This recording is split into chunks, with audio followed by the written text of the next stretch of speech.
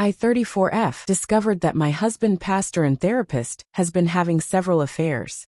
My husband and I have been married for 12 years, and he runs an alcohol treatment center with a strongly religious foundation. His father was a pastor, and when he was in school, he initially studied to become a pastor as well, then shifted to a master's in pastoral counseling with a focus on substance abuse treatment after he was denied a position at a church he truly wanted. One thing led to another, and in our heavily Baptist area of the South, he ended up founding an organization and treatment center that merges our faith with sobriety. It's become a pillar for many locals, and people see it as family. My husband is a great speaker, so he attracts a lot of attention and can easily get people to work for him for free, even though he makes a significant amount every time someone enrolls in a program. In reality, if he spent even 10% of his profits on payroll, these people would be making well above the national average for their work. I'm often astonished that people don't resent that their contributions aren't being compensated for every fraction of their worth. But for years, I never questioned my husband or what he did for work because I thought he was doing well, and everyone at our church, where he regularly speaks, also admires him. However, in recent years, as our kids are now 10 and 8, I have been going to community college for paralegal studies and have been mentored by friends in the legal profession. I had put off college for so many years because of our relationship and because my husband said I didn't need to worry, that I could stay home and focus on the kids. I discovered an intellectual curiosity I never knew I had and definitely want to pursue a career in law. This wasn't well received by my husband, and I started seeing how dismissive he was of most of my thoughts. I also discovered that he compulsively lies to people about his childhood and other credentials. Much of it is to gain sympathy or make himself seem braver or more prodigious. For example, he said his late mother was a lifelong cocaine user who beat him, a story everyone in his family says isn't true, and he's also admitted it isn't true, but that he couldn't think of a good way to explain why he actually entered the substance abuse field. He also constantly mocks everyone he works with, basically saying they'll never get anywhere and that they're fools for working for free or paying a fortune to get sober. When I married him, I thought he was a nice guy and that I'd be with him for the rest of my life, but it's becoming increasingly unbearable. At home, he's a completely different person than he is in public. We hired a cleaning company, and a friend of mine knew the owner. The owner said he could have made a lot of money saying my husband was his client, but he decided it wasn't worth it because of how my husband treated the cleaners who came to our house. Though our requests had been met with scheduling conflicts, we were obviously banned, and I know it's because of my husband's dismissive and irate nature. The last straw was when I went to the doctor with symptoms and discovered I had a bacterial STD after missing my period and having a slight mysterious fever. But I knew it wasn't me who was sleeping around, so when I told my husband about the diagnosis, he freaked out and admitted to having an affair. I was heartbroken but told him he needed to inform her and her intimate partners about it, and that's when I found out he was having multiple affairs and didn't want to tell anyone about it. He tested and found out he was asymptomatic. I discovered one of them was a long-term thing, but others were midnight flings at bars across the country or escorts. He claimed his life was stressful and that it was just an outlet. He agreed to use protection until I could trust him again and said he wanted to work it out and that we had to, or it would be a public shame for both of us. For a few days after that, he apologized a lot, buying me gifts and surprising me with a planned trip to Paris. However, when he said I should trust his experience and refused to see an independent therapist, even though there were so many virtual options that would give us a reputable therapist from across the country, he went back to being dismissive and ambushed me with an impromptu talk about our marriage, where he started framing the recovery from infidelity in a way that was still only on his terms. I'd had enough, and we ended up sleeping in different rooms. He responded to this by making the concession that I could have his phone password now, and that he'd never get mad if I asked him to check where he was going. But he also wants things to go back to normal, and for me to act as if this never happened. He said we'd be ruined if we divorced and tried to bribe me, saying I could get a job at his organization to promote the career he was fighting against for me. But when I still didn't put on a smile and say all was forgiven, he'd say I'd have a hard life if I divorced him, and that my career wouldn't be rewarding and wouldn't get me anywhere. What do I do? Our boys feel the tension, but both are intimidated by their father. I can't imagine starting over, and I feel he'd be very resentful of any divorce. But his double life, and by extension ours, is giving me whiplash.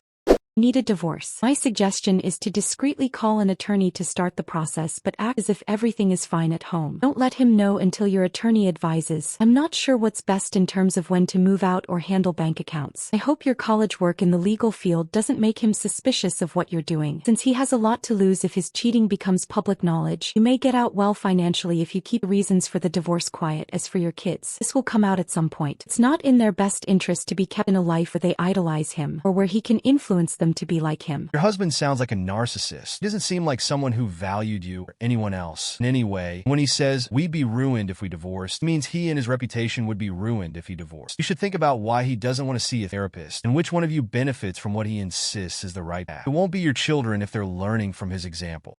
Ada for breaking up with my girlfriend because she's still friends with the guy she cheated with in her previous relationship. I, 26M, and my ex-girlfriend, 25F, were together for about a year. A few weeks ago, we were hanging out with some of her friends, not the specific friend in question here. We were playing a small Q&A game, and one of the questions was about cheating. I mentioned that I hate cheaters, and right after that, I noticed one of her friends glance at my ex, and I also noticed my ex looked a little uncomfortable. It was weird, and it made me wonder. The next day, I asked my ex about it. She said she wouldn't lie and admitted that she cheated on her ex. This was a year before she met me. I was upset because she'd never mentioned this before, so I asked what happened. She explained that she got drunk once and hooked up with her friend. Let's call him Blake. Blake is a longtime close friend of hers, and they still hang out together regularly. I knew my ex and Blake had history, and while I wasn't thrilled about them hanging out, I just dealt with it. Finding out that not only had she cheated, but she was still hanging out with the guy she cheated with really bothered me. I told her I needed some time to think, and after 2 days, I decided to end it. I didn't want to tell her she couldn't be friends with Blake, and I knew I couldn't handle her still being close to him, so I simply walked away. So, update 1 to 16 days later. Since a lot of people were interested last time, I thought I'd update everyone. About a week after my original post, my ex showed up at my place. She said she wanted to get back together and that it was silly to break up over this. I told her I wasn't comfortable with her friendship with Blake. She insisted her hookup with Blake was a mistake. That was in the past, and she'd grown since then. I told her it didn't seem like much growth, given that she was still regularly going out drinking with Blake and that they'd been hooking up after she and her ex broke up. They were friends both before and after her relationship with her ex. I told her I didn't want to be her next fool. She then asked, what if I end my friendship with Blake? Could we get back together then? Honestly, I was tempted for a second. Our relationship had felt great, but I remembered some of the comments from my last post and decided to ask her, have you been sleeping with Blake since we broke up? I'd never seen a worse poker face. She stammered and said no. I gave her a look that said, that's bullshit. She saw it and said, I mean, we're broken up. I just raised my hands and said no. I then asked her to leave. She got really upset. Update 2 to 9 months later. It's been a while since I first posted about my ex recently. I actually ran into her at a party. We talked and were cordial, but we didn't bring up Blake. She was with someone new at the party and was clearly uncomfortable with me meeting her new boyfriend. I managed to talk to him alone later and told him about Blake. His reaction was pretty calm. He was like, whoa, really? Well, thanks for letting me know. I'm not sure what happened after that, but I wasted a lot of time on my ex, so I figured I'd help next guy. As for me, one thing I didn't realize was just how nice it is to not have to worry about my girlfriend anymore. To be honest, even before finding out about her cheating, I was never comfortable with her going out drinking with Blake. Now, I feel amazing. I don't have to worry about my girlfriend, and I wish I'd left her sooner. I'm dating someone else now, and while there are ups and downs, being single at this moment feels way better than any moment I spent with my ex. When you break up with someone, you expect to feel sad. When you're shocked by how relieved and happy you are with the decision, it's a sign of just how bad the relationship really was. I felt that when I left my ex. It made me do a lot of introspection to figure out why I hadn't listened to my own instincts and had tricked myself into thinking I was happy when I clearly wasn't. It's a good thing you warned the other guy, because I believe cheaters can change, not the way she was acting. She had no introspection after their breakup, ran right back to Blake, and tried to lie about it. So we get this final update just 9 months later? Yeah, I really don't think it's possible she's changed.